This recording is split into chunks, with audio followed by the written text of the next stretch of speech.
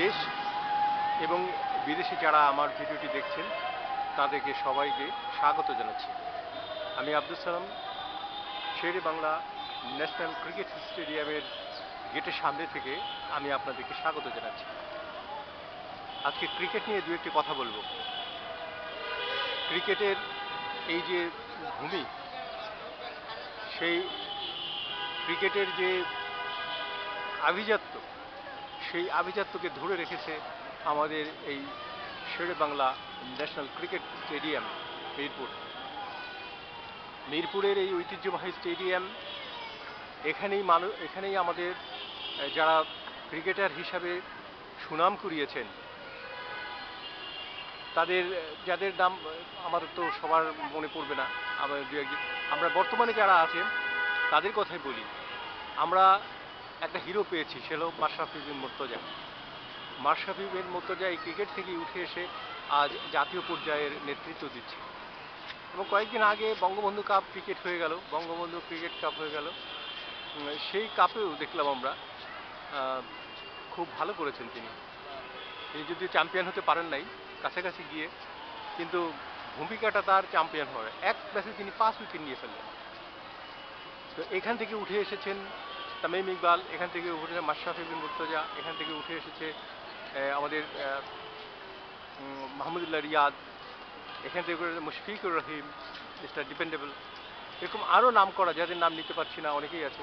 একেবারে হাল ফিলে উঠে এসেছে মুস্তাফিজুর রহমান। মুস্তাফিজের গল্প যদি বলতে হয়, এই মাঠ তাকে যে সুযোগ দিয়েছে তার চেয়ে বেশি সুযোগ দিয়েছে,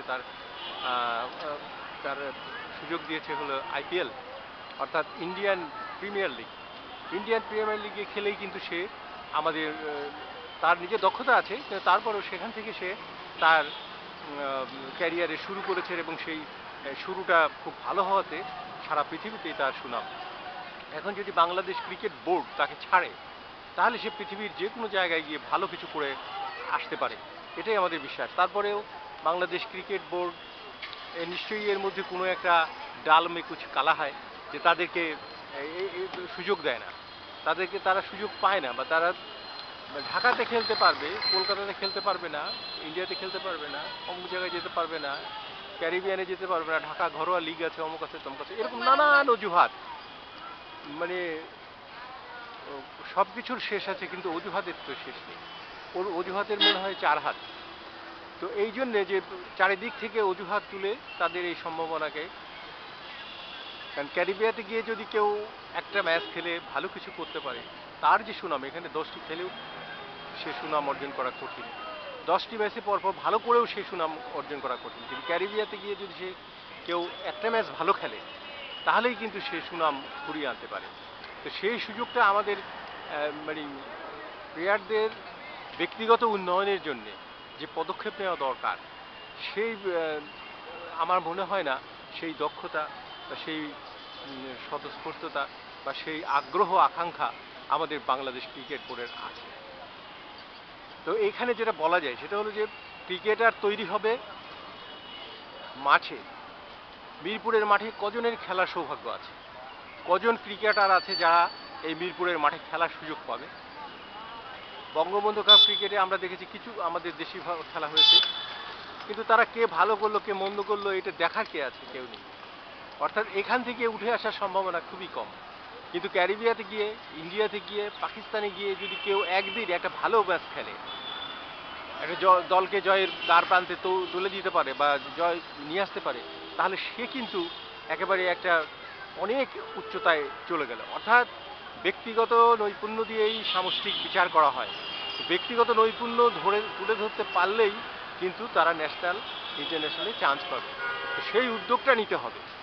অর্থাৎ প্লেয়ার নিজের প্রচেষ্টায় সব ভালো ভালো করে এসে আপনাদের সাথে খেলবে, আর আপনারা তারপরে আরও বলবেন 10 ম্যাচ দেখার পরে হ্যাঁ ভালো, সেটা যেন না হয়। তাদেরকে সুযোগ দিন, তারা পৃথিবীর বিভিন্ন দেশে এখন যাক, তারা পৃথিবীর বিভিন্ন দেশে গিয়ে তারা ভালো করুক, এবং তারপরে আপনারা তাদেরকে সুযোগ দেন আর না দেন আমাদের কিছু বলার নেই। একটা প্লেয়ার নবাগত, সে পাকিস্তানে গিয়ে ভালো করছে, তাকে করতে দেন, তাকে যেতে দেন। সে যদি নিউজিল্যান্ডে যেতে চায়, অস্ট্রেলিয়ায় যেতে চায়, তাকে যেতে দেন। তার জন্যে আপনারা লবিস্ট লাগিয়ে দেন, তার জন্য আপনারা অ্যাডভোকেট ঠিক করে দেন, যেন তারা সেই সমস্ত বোর্ডের সাথে, অর্থাৎ আন্তর্জাতিক যে সমস্ত বোর্ড আছে বা বিদেশে যে সমস্ত বোর্ড আছে তাদের সাথে পরামর্শ করে তারা যেন তাদেরকে সেখানে খেলার সুযোগ করে দিতে পারে। এখন এই করোনা ইনশাল্লাহ দূর হয়ে যাবে, আজ হোক কাল হোক, যেহেতু টিকা আবিষ্কার হয়ে গেছে অতএব দূর হতে বেশি সময় লাগবে না। হয়ে গেলেই একটা ব্যাপক আকারের একটা পরিবর্তন আসবে, অর্থাৎ সেই সুযোগটাই যেন আমাদের ক্রিকেটাররা পায় সেই ব্যবস্থাটা আপনারা করে করে দিতে পারেন। সেই ব্যবস্থা করে দিলেই এই মাঠে যারা খেলবে তার চেয়েও বড় অ্যাম্বাসেডর হবে আমাদের যারা বিদেশের মাটিতে খেলার সুযোগ পাবে, সেই সুযোগ করে দেন আপনারা। আমরা তো সেটাই চাই। আর যেমন আমরা কিন্তু সবই পারি। কিভাবে পারি? যে করোনার শুরুতে যখন শুরু হলো করোনা, এবছরেরই জানুয়ারিতে শুরু হলো, যে চায়না একটা এমন অবস্থা তৈরি হয়ে গেল যে সেটা থেকে আর উত্তরণের কোনো পথ মানুষ পাচ্ছিল না। মার্চের প্রথম দিকেই 1 মার্চ থেকে এসে শুরু হলো বাংলাদেশে। মার্চ এপ্রিল ডিসেম্বর মাস, সুদীর্ঘ প্রায় আপনার 9 মাস একটানা বাংলাদেশের অবস্থা যেমন সবাই আশঙ্কা করেছিল যে বাংলাদেশ মাটির সাথে মিশে যাবে, কিন্তু আমাদের দেখা যাচ্ছে যে আমাদের পৃথিবীর কোনো দেশ যা পারে নাই আমাদের বাঙালিরা তা পেরেছে।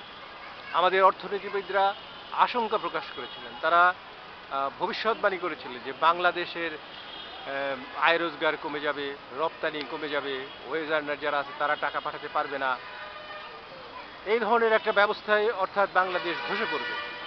কিন্তু আল্লাহর রহমতে দেখা গেছে আমাদের ওলিয়া ওলাদের দোয়ায় আমাদের দেখা গেছে তাদের শুভেচ্ছা আমাদের প্রতি আছে, তাদের দোয়া আছে আমাদের প্রতি, তাদের ভালোবাসা আছে আমাদের প্রতি।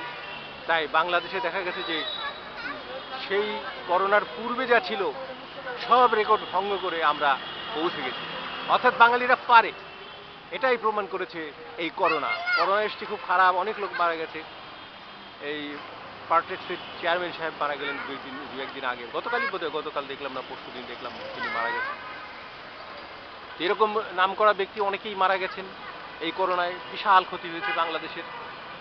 কিন্তু ভালো হয়েছে সেটা হলো যে আমরা যে পারি, এটাই তার প্রমাণ। আমাদের ওয়েজ আর্নাররা বিদেশে গেছে, তারা এত রিস্কের মধ্যে থেকেও তারা তাদের অর্থ পাঠিয়েছে। কীরকম অর্থ পাঠিয়েছে?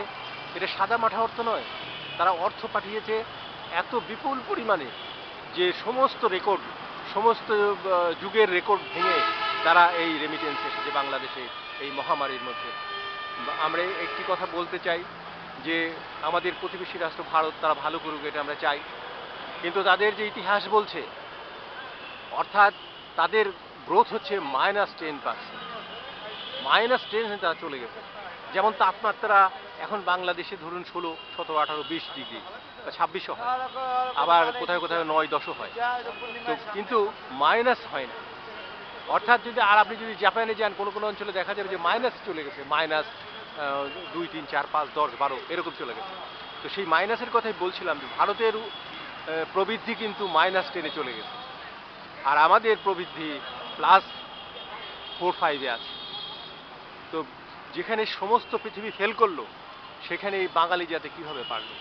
তা আমরা মনে করি আমাদের ক্রিকেটারদের সেই সামর্থ্য আছে। আমরা তো মাঠে দেখি খুবই ভালো খেলে ছেলেরা, তাদেরকে বিদেশে যাওয়ার সুযোগ করে দেন। তাদের জন্য আপনারা কিছু অ্যাডভোকেট ঠিক করুন, যাতে সেই অ্যাডভোকেটরা বা লবিস্ট ঠিক করুন, এই লবিস্টরা তাদেরকে সেই সমস্ত ক্রিকেট মাঠে খেলার সুযোগ করে দেবে। ওইখান থেকেই তৈরি হয়ে আসুক আমাদের প্লেয়ার, আমাদের কষ্ট করে তৈরি করতে হবে না, সেই সুযোগটা তাদের করে দেন। বাঙালি পারে, এর প্রমাণ তারা দেখিয়েছে। এই এই যে চলছে করোনা, এই করোনার মধ্যেই বাঙালি যে পারে তা দেখিয়েছে, এটাই তার নজির। এই নজির হয়ে থাক আমাদের ক্রিকেটারদের জন্য মাইল ফলক।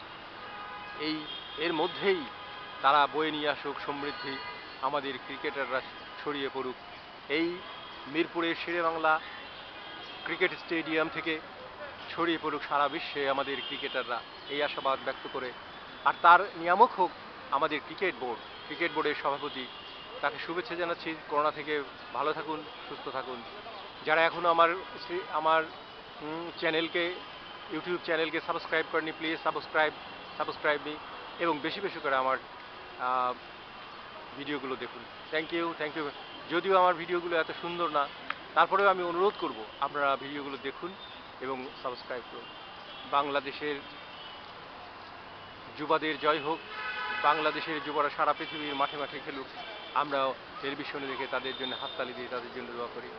মহান রব্বুল আলামিনের কাছে এই প্রার্থনা করে শেষ করছি, বাংলাদেশ চিরজীবী হোক, বাংলাদেশের ক্রিকেটাররা স্বনামে নিজের নিজের পরিচয়েই পরিচিত হোক, এই আশাবাদ ব্যক্ত করছি। সবাইকে শুভকামনা।